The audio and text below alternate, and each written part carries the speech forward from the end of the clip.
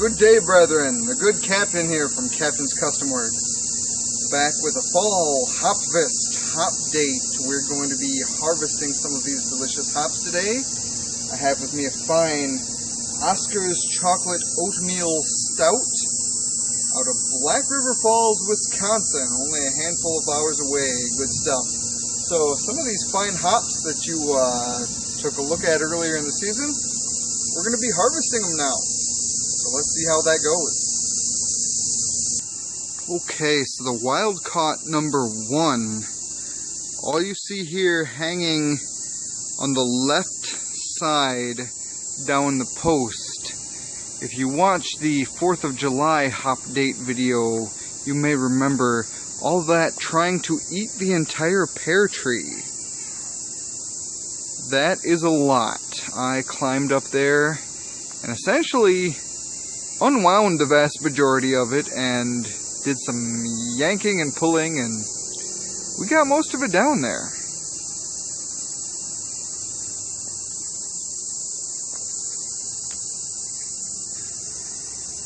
The first cascade. This is very decent. Not a ton of cones on this one, but pretty decent producer. Fairly happy about that one.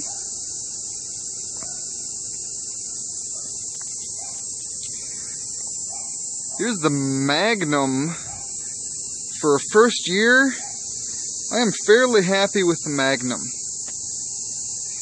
Not a heavy producer, I guess, but given the foliage, it did produce fairly well. And those cones seem large and of fairly high quality. This cascade here, as you might remember from the 4th of July Hopdate, did, oh, where'd it go? Nowhere. It's right there. Yeah, it did not do a lot. Oh well, we'll see what happens. Maybe next year. This first specimen of the nugget, it didn't do a lot either. But that's alright. Looks like it's needing a little bit of nutrients. There's a little yellow toward the bottom. Obviously, my weeding technique has fallen off toward the second half of the season, which might affect that as well. The first fuggle, I'm really excited about this, but this particular specimen did not produce very well at all. That in the background is not actually the fuggle. It did okay foliage-wise, but no cones. No cones whatsoever. We'll just see. This cascade here actually did fairly well, produced pretty heavily, especially for the amount of foliage. I'm constantly surprised by these cascades. They do okay. They're good producers. No wonder they're a favorite of American brewers. This crystal here, first year, not a lot on it, but the cones look pretty decent. I'm excited to see what happens in the second year. The one vine kind of progressed up the twine. The other one we had there did not. I think this might prove that some of my non-pruning techniques for the first years are better than these pruning techniques. So, you know, that's what it's all about, experimentation. Here is the second nugget, and again, not a lot of production on this one, just a little bit. Foliage-wise, it is okay, though. It looks like this one did pretty well, so I'm hoping that next year it's going to start to explode.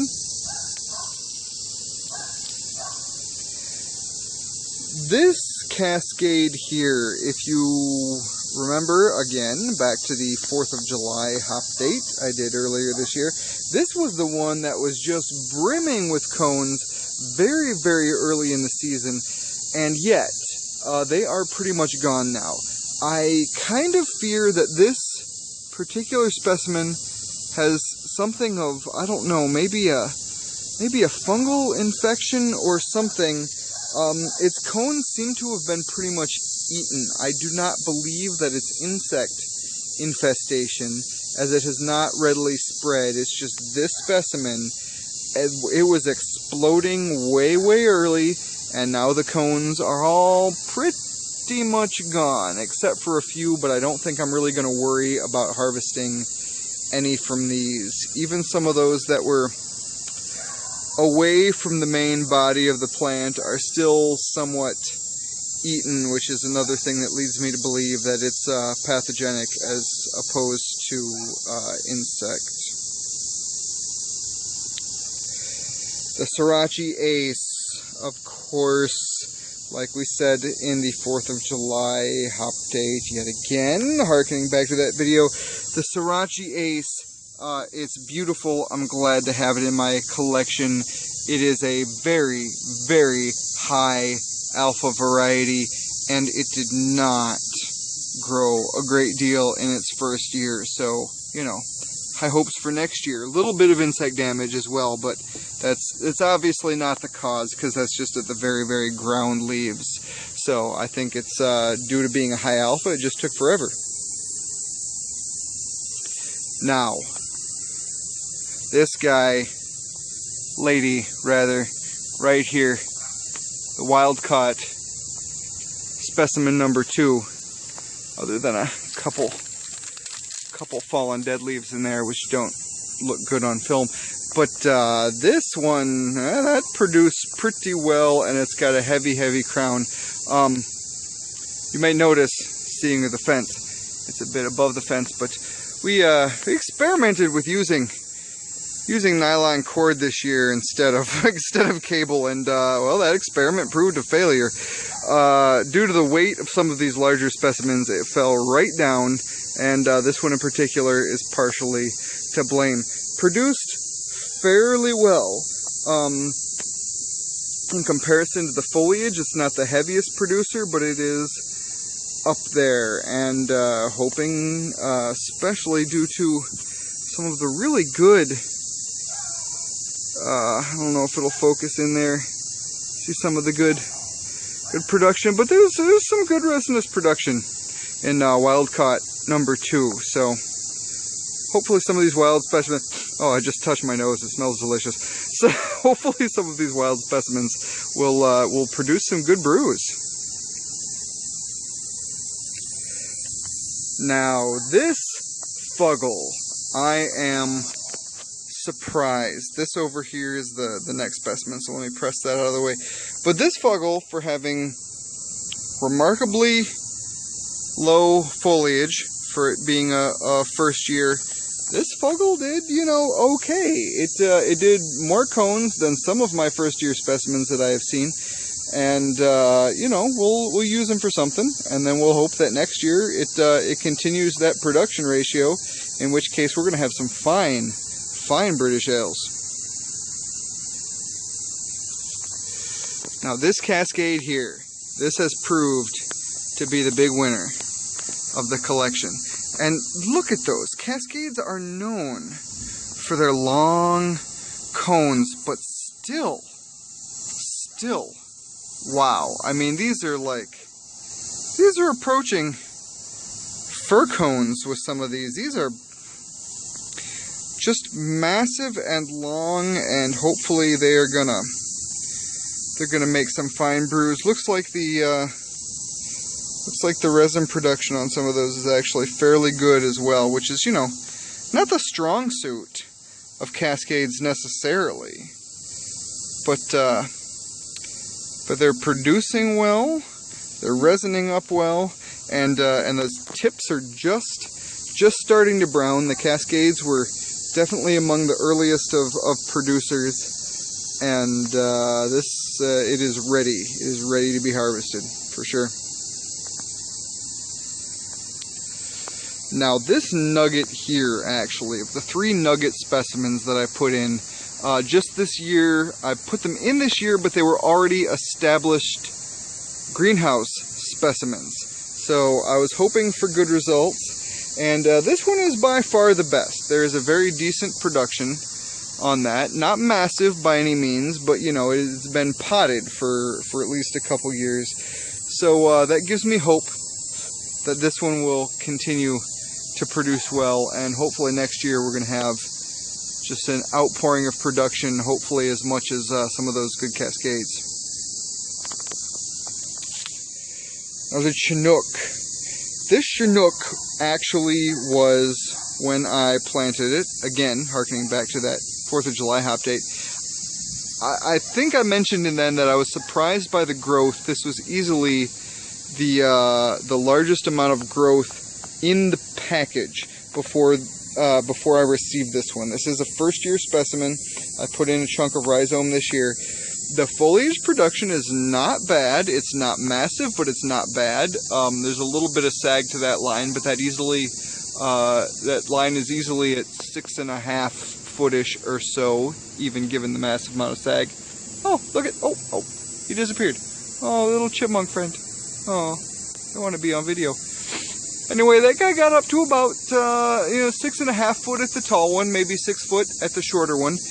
And yet the production is very decent. So we will just see. I'm thinking this guy's gonna keep surprising me. Lady, I guess. I keep saying. These are all females. You guys ought to know that. Hops. And in any case, wild caught number 3. Now this one. Oh man, look at that. This was the slowest ripening of the specimens by far, and it's done quite well. Good production, tons of foliage, but very decent production. I kept it in check, tried to wind it throughout the season, and kept most of that foliage in check and wound around the crown, and it wadded up a great deal, but there's also very, very decent production on that. It was the slowest to ripen, but